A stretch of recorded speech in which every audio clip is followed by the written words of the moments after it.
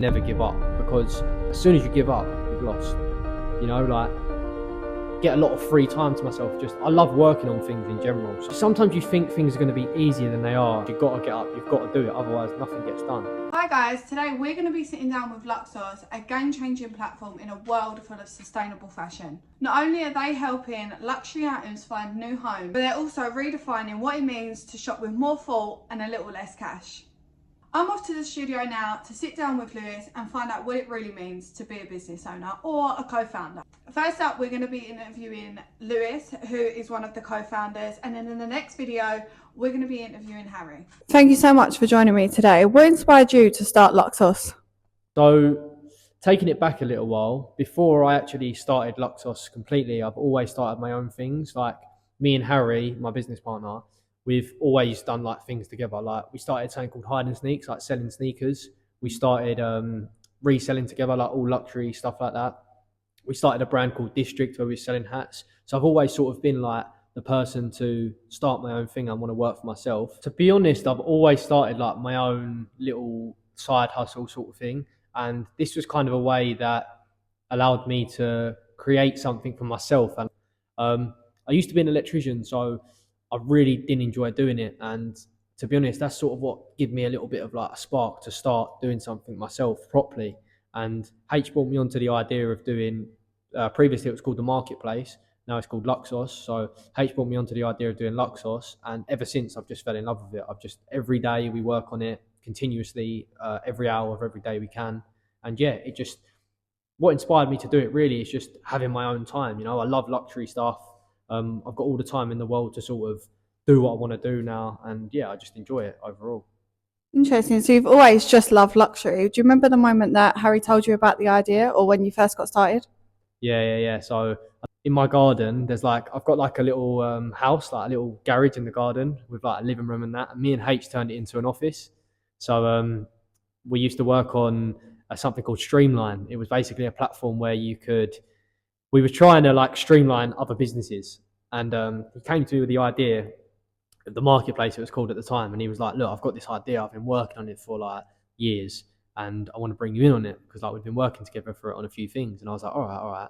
They sat me down and he was like, all right, this is it. Like, this is the idea. And I was just like, mate, like, that's sick. Like, we've got to go for it. Like, so ever since then, literally, we ended up dropping Streamline eventually, and we just went for it. So yeah, it was in my garden when it all sparked, the idea.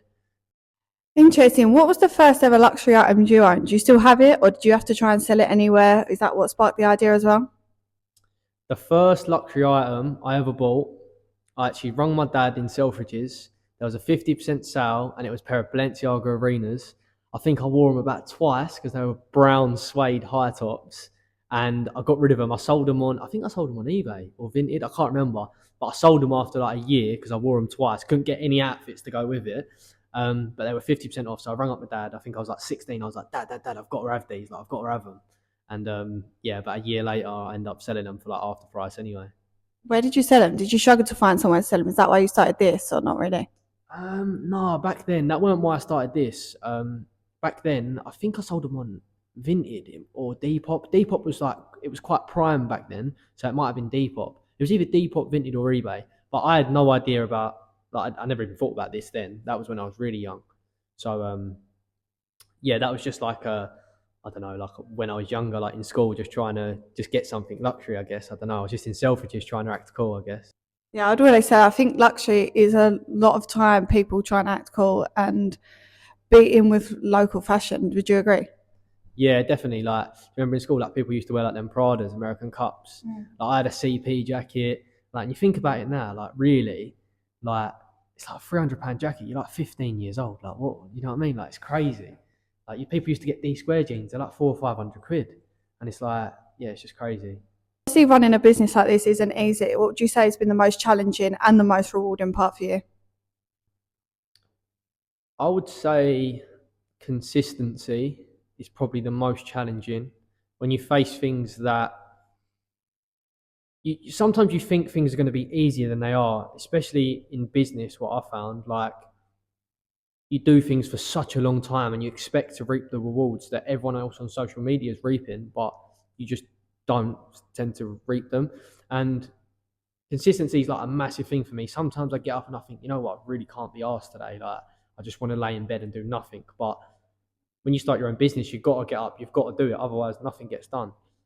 So probably the biggest challenge, yeah, I would say is consistency. Yeah, I agree. I think where you have so much freedom with running your own business, and the only person that can really motivate you to do something is yourself. The advice you've ever received or heard, it doesn't have to be specific to the business, just a general life quote. The best piece of advice I think I've ever been given is just to never give up, because the second you give up in whatever you do, to be honest, regardless of it being a business or whatever, as soon as you give up, you've lost.